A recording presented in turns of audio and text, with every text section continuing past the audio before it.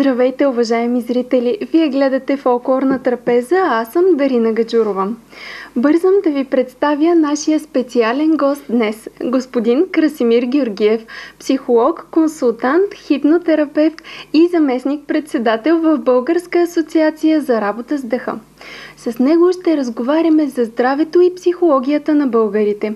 Ще си поговорим за навиците, храненето, дишането, пушенето и други полезни неща, които засягат всеки един от нас. Темата е изключително интересна, затова нямам търпение да започнем разговора. Господин Георгиев, ще ви помоля най-напред да се представите за нашите зрители. Здравейте! Аз съм Краси Георгиев и общо взето през целия съзнателен живот работя с хора. Изучавал съм различни направления, защото вярвам, че всеки един човек може и иска да бъде щастлив. Моята цел в практиката ми съответно е да науча всеки един човек да промени модела си на мислене и да стане спокоен, здрав и щастлив. Много съм радостен, когато виждам хората, които променят моделите си на мислене и заживяват дългосрочен план по-спокойно и по-щастливо. Господин Георгиев, всички ние, забързани в ежедневието, често губим себе си. Губим представа кои сме всъщност, какво искаме и за какво мечтаем. И въпреки, че го осъзнаваме, продължаваме по стария начин. Може ли да ни разкажете малко повече за това като специалист? Защо се получава така? Какво ще посъветвате хората, които се намират в точно това положение? Да се научат да осъзнават настоящия момент. Какво значи човек да загуби себе си? Човек губи себе си в мисли и в емоции. Примерно, случило му се някакво събитие, то вече е минало, но мислите и емоциите за него го държат съзнателен и той се губи в тези мисли и емоции. Човек трябва да се върне в настоящия момент. Понякога изпитваме страх, като мислим за бъдещето. Не знаем какво предстои да се случи и това ни кара да се чувстваме безпомощни и да се страхуваме. И притеснени, да. И притеснени също.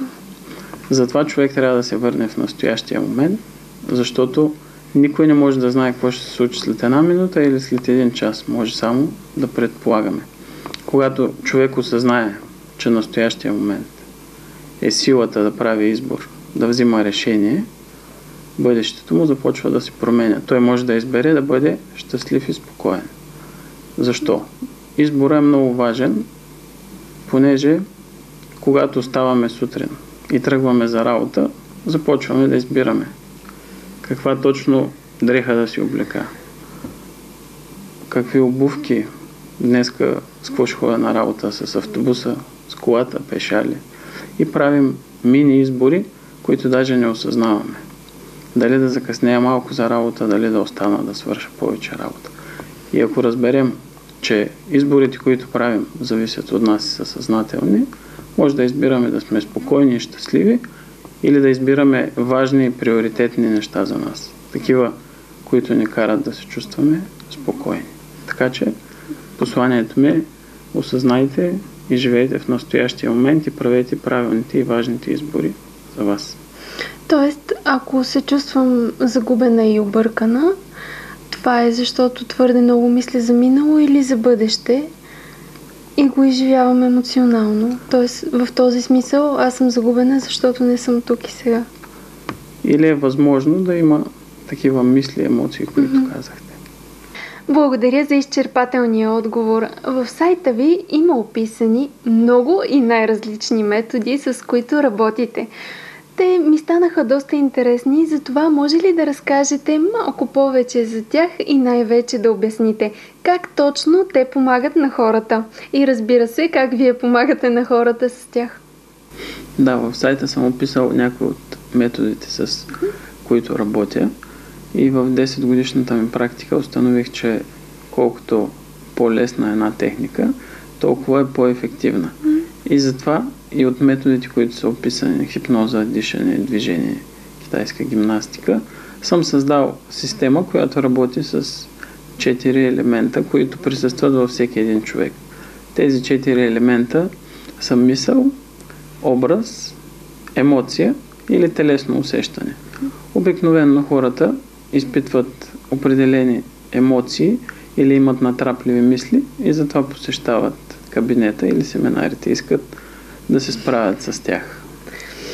Идеята на тази терапия, с която работя, е първо да успокоим мисленето, да отпуснем тялото или физическите усещания да изчезнат напрежението и след това да поработим с проблема. Също така използваме терапия чрез дишане, която помага да се изчистват емоционалните блокажи и умът да спре.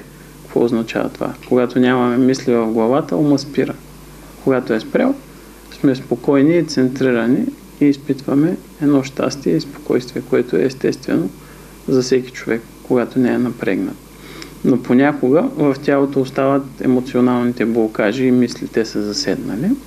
И затова използвам китайска гимнастика или цигун, или упражнения за визуализации, за звуци, които научих на специализация на остров Бали. Тоест, когато дойде един човек при вас, минава задължително през всички неща, които са описани в света. Не е задължително да мине през всички неща, минава точно през тези неща, от които има нужда.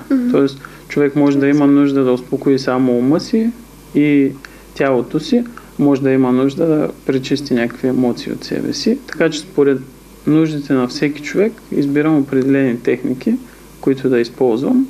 Може да мине и цялата съвкупност, цялата система.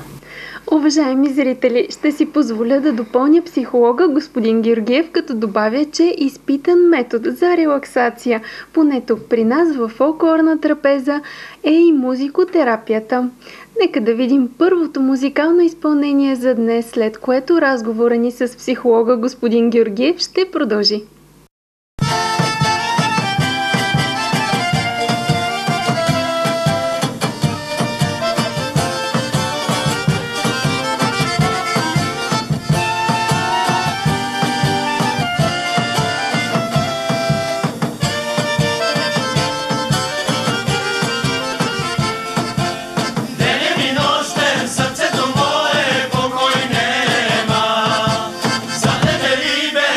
Believe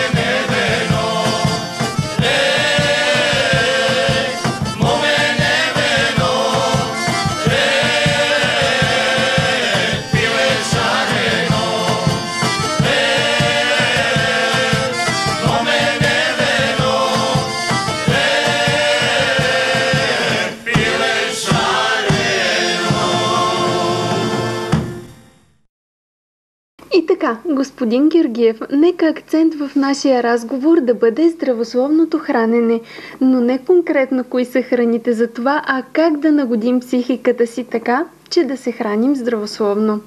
Знаем, че това не е толкова лесно, изисква усилие, но кажете вие, въпрос на воля ли е, на навик, на възпитание или може би просто на условия? Според мен, здравословното хранене, за него човек първо трябва да се информира. Тоест, той да направи избор, да разбере кои храни за него действат като лекарство и кои действат като отрова. И след като разбере това за себе си, кои храни му помагат, да изключи тези, които са като отрова и да ги замени с тези, които са полезни. Какво имам предвид?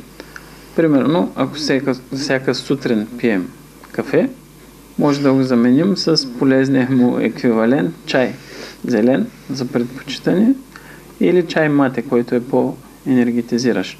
Ако примерно обичаме да си хапваме сладко, солено, всякакви тестени неща, може да ги заменим с естествения им продукт. Например, банани, фурми, смокини, стафиди, всичко, което не седе сладичко.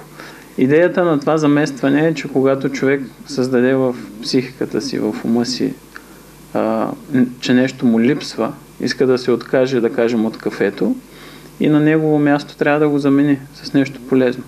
Защото когато нещо му липсва, психиката му създава проблеми. Започва да изпитва напрежение, фрустрация, да чувства се неспокоен. Затова ли си наваксваме, когато сме били на диета, след това двойно повече ядем? Напълно възможно е да, когато сме се отказали от определен вид храна, когато свърши отказването, ума ни да не насочи точно към тази храна и да нападнем тази храна. Но ако искаме да имаме здравословно хранене, трябва да обърнем внимание също и на водата. Защото водата помага на храната да се транспортира из тялото и да се усвоява. Тоест, колкото и качествена храна да едем, ако не пием достатъчно вода, ще изхвърлим като отпадъчен продукт. Тя няма да може да се усвои. Същото нещо важи и за ума, и за психиката. Ако има малко вода в ума на човек, в тялото, той се чувства потиснат, разстроен, Тоест обезводняването неспокоен. води до депресия. Може да се каже, че колкото по-малко вода пие човек, толкова повече психически проблеми има. Също важи и за храната. Водата помага да имаме един бърз ум, който да се справя лесно с ситуациите. Също помага и на храната да се усвоява. Тоест бърз метаболизъм, бърз ум, Здраво тяло. здраво тяло. Уважаеми зрители, следва второто музикално изпълнение за днес, а веднага след него ще се видим отново.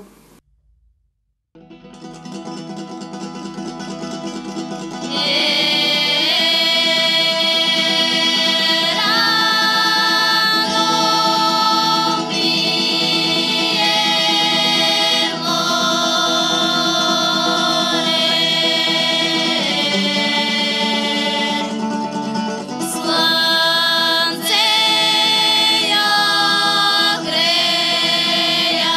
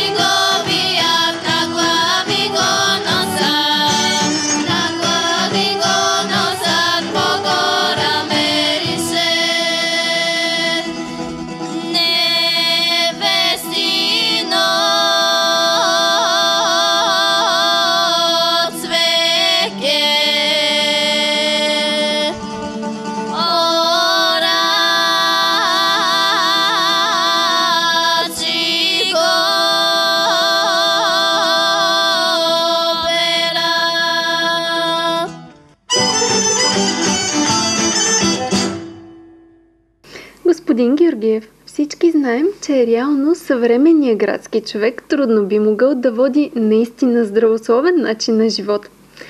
Може ли да ни обясните като специалист как да живеем по-здравословно?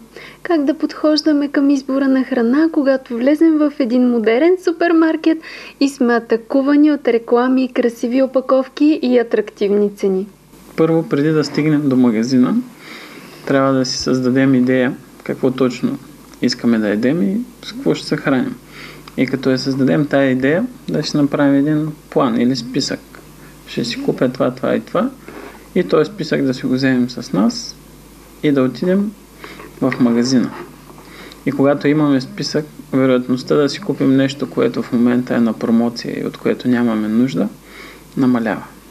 Защото идеята на рекламите е точно тази. Нали, да ни накара да си купим нещо, от което нямаме нужда. А защо и купуваме тия неща? Защото искаме да си набавим щастие, спокойствие, да се чувстваме релаксирани. Тоест, когато човек е изнервен, когато е стресиран, влиза в магазина и първото нещо, което вижда на щанда, това са сладките неща или въглехидратите. Също може да види и щанда с алкохол. И обикновено хората, без да се замислят, мислите, навиците им и ги карат да посегнат точно към тези неща. На тази тема дори има такъв експеримент. Затварят възрастни хора в работна среда и започват да дигат всякакъв шум. Принтери, ксерокс, факс, телефони. И по някое време, след 3-4 часа, хората започват да се стресират, защото средата е шумна и е повече отколкото трябва да бъде. И на това място, на тази среда, имат условия, имат шведска маса. Имат храна, вода, газирано, алкохол, сокове. Всичко имат, всякаква храна. И се забелязва в този експеримент, че възрастните хора, когато са стресирани, посягат или към алкохол, или към въглехидрати. Сладко или солено нещо. Бял хляб. Така. Същия експеримент го повтарят и с малки деца, които не ходят на училище. В един момент децата, когато са стресирани и са изнервени, посягат само единствено към прясна чиста вода. Чистата вода ни помага, когато сме стресирани, да излезем от този стрес и психиката да ни се успокои. Затова е важно, пийте повече вода. И следващия път, когато решите да си купите нещо от магазина, загледайте се и си помислете, имате ли нужда точно от това, или сте жадни, а защо да не си купите един плод или да си направите някаква хубава салатка. Човекът е творение на майката природа, но като че ли често забравяме за това. Досекът с природата е едно от най-хубавите упражнения за тялото и за нашата психика. Защо? Защото когато човек излезе от големия или от по-малкия град, пък било то и село, той се успокоява. Защо се успокоява? Като стигнем в планината или в полето, дишаме по-чист въздух или повече кислород. В природата нямаме прави улици. Нямаме резки шумове, които се създават в големите градове. С ремонти или някой съсед, който се е пуснал силно музиката или кучето му лае посред нощ. Има само натурални естествени шумове и по този начин човек, когато е в природата, той не е рамкиран. Може да си ходи където си иска, може да си следва отъпкана пътека, ама може и да си тръгне между дърветата, да си почине където си иска, да слуша естествените звуци и по този начин ума се успокоява. Нещо друго, че там няма много хора също и няма много мисли. И мислите на човек се успокояват, той става релаксиран. Или казано по друг начин. Колкото по-често обикаляте сред природата, толкова по-малка нужда от психолог ще имате. Здравословен досег, но с извора на българския фолклор ще осигурим за нашите зрители в следващите минути. Следва още един музикален видеоклип, приятели.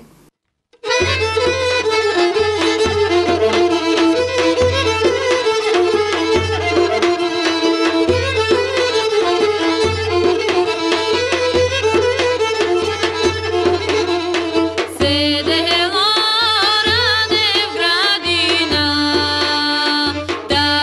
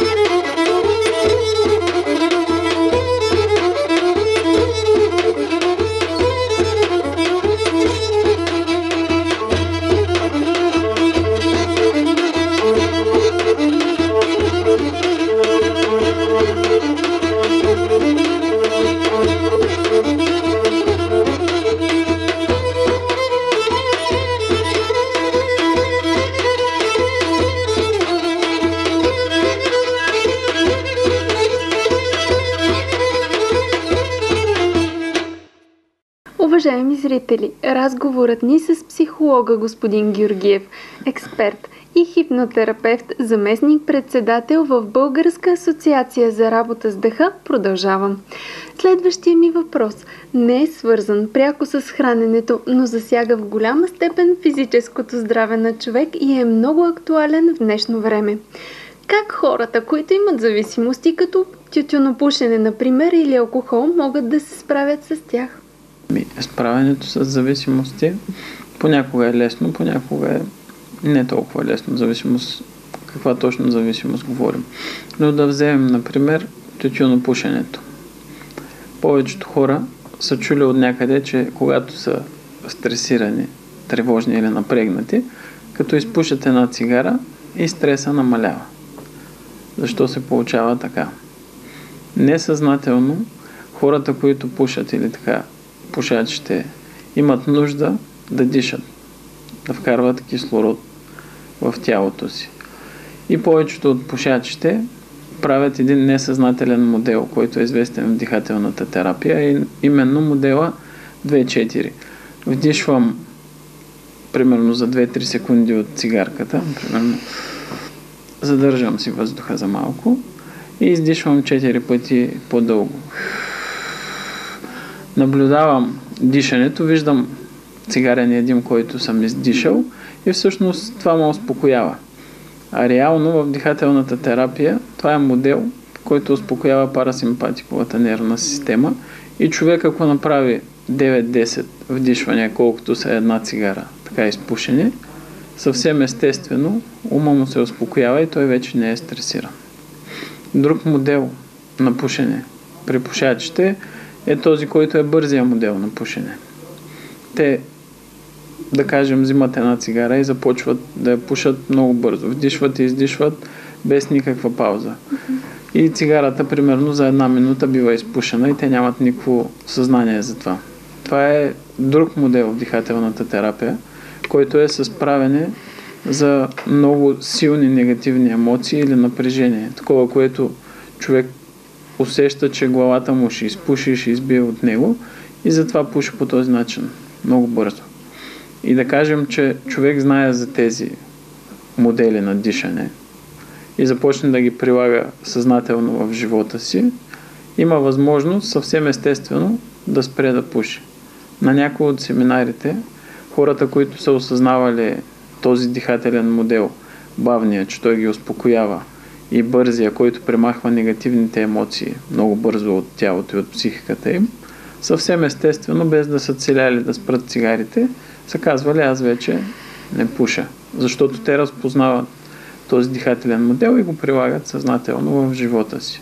Тоест с или без цигара няма значение. Ако дишам по този начин, ще има същия ефект, така ли?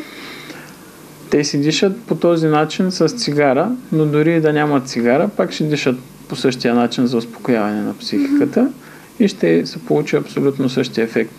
А кислорода е много по-полезен от никотина. Колкото повече кислород има в тялото, толкова по-спокоен, отпуснат се чувства човек, толкова по-щастлив.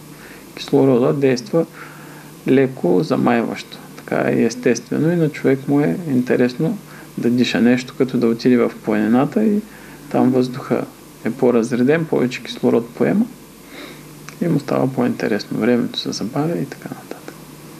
А може ли да ни кажете малко по-конкретно някакви интересни случаи, които сте имали от вашата практика или ситуация? Ами по-интересно, когато съм работил с хора, които са имали такава заявка за отказване от цигарите, примерно 4 кутии на ден, започваме да наблюдаваме как пушат цигарите. И описват дихателния модел, променяме го така, че да стане бавно и спокойно дишане, да дишат много по-бавно. Една цигара да се наслаждават напълно и да вдишват бавно и да издишват бавно, да си пушат и